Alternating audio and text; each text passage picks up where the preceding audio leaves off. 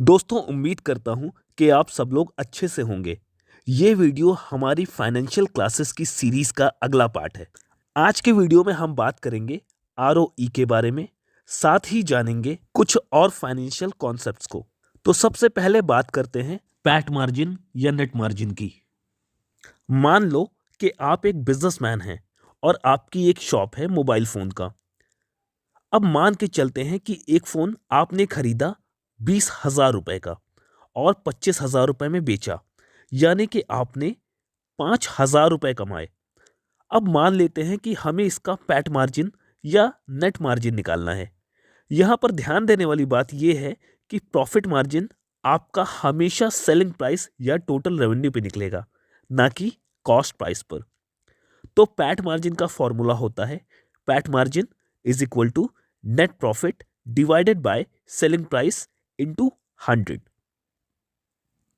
इसी को अगर हम परसेंटेज टर्म में कैलकुलेट करें, यानी कि 5,000 डिवाइडेड बाय 25,000 इंटू 100, तो ये होता है 20%। यही 20% आपका नेट मार्जिन या प्रॉफिट मार्जिन है। अब बात करते हैं इक्विटी की। तो कोई भी बिजनेस शुरू करने के लिए कैपिटल चाहिए, यानी कि पैसा चाहिए।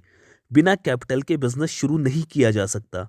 अब ये पैसा या तो आपके पास खुद होगा या आप अपने फैमिली या फ्रेंड से ले सकते हैं और बदले में उनको कंपनी का शेयर दे सकते हैं। इसी को इक्विटी कहते हैं। अब इसमें एक दूसरा एस्पेक्ट भी हो सकता है, यानी कि मान लें आप लोगों से पैसा ले तो रहे हैं लेकिन उनको बदले में शेयर नहीं दे रहे, बल्कि उसके बदले उनको इंटरेस्ट पे कर रहे हैं और साथ ही साथ आपको वो पैसा वापस भी लौटाना है। तो इसको डेट कहते हैं। उदाहरण के तौर पे बैंक से जब हम लोन लेते हैं तो उसे डेट कहते हैं। तो अब बात करते हैं आरओई की।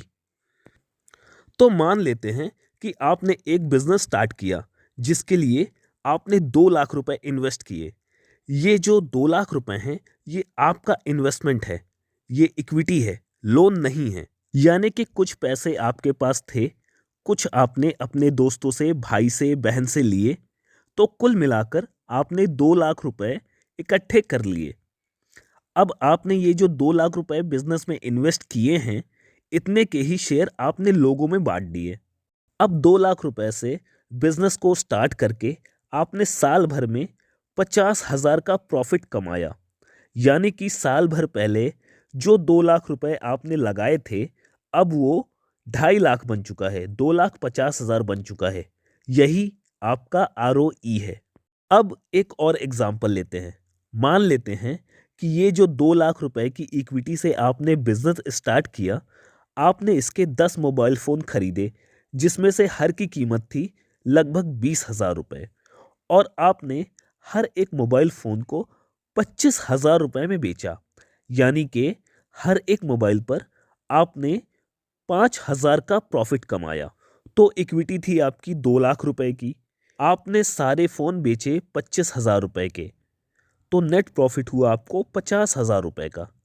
तो आपका नेट मार्जिन हुआ 50,000 divided by 2,50,000 into 100 is equal to 20%।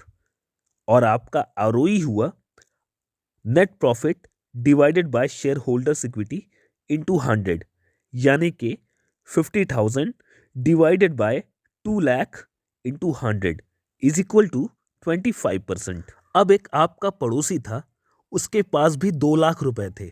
उसने भी आपको देखकर मोबाइल का बिजनेस स्टार्ट कर दिया और उसने भी 2 लाख रुपए के 10 मोबाइल फ़ोन खरीदे, जिसमें से हर एक मोबाइल की कीमत थी 20,000 रुपए। यानी कि सब कुछ सेम टू सेम।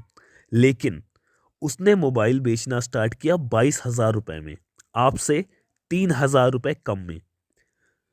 तो उसकी इक्विटी थी 2 लाख रुपए और उसका नेट मार्जिन हुआ 20,000 divided by 2,20,000 into 100 is equal to 9% का। जबकि रिटर्न ऑन इक्विटी हुआ 20,000 divided by 2 lakh into 100 is equal to 10%। लेकिन यहां पर एक दूसरा एस्पेक्ट भी है। अब क्योंकि आपका पड़ोसी सेम मोबाइल फ़ोन आपसे सस्ते में बेच रहा है, तो इसलिए उसने आपसे ज़्यादा मोबाइल फ़ोन बेच दिए। जहां आपने 10 मोबाइल फ़ोन बेचे, वहीं उसने 30 मोबाइल बेच दिए। मान लीजिए आपने साल भर में 10 फ़ोन बेचे, लेकिन आपके पड़ोसी ने 4 महीने में ही 10 फ़ोन बेच दिए, क्योंकि वो सेम फ़ोन आपसे 3,000 रुपये सस्ते में बेच रहा है। और इन पैसों से वो इस बार फिर से फ़ोन लेके आया और अगले 4 महीने में उसने फिर से उसे बेच दिया। इसी तरीके से उसने साल भर में 30 फ़ोन बेच दिए और हर फ़ोन पर उसने कमाई की 2,000 रुपये, यानी कि साल भर में उसने कमाए 60,000 रुपये। अब उसकी इक्विटी थी 2 लाख रुपए की।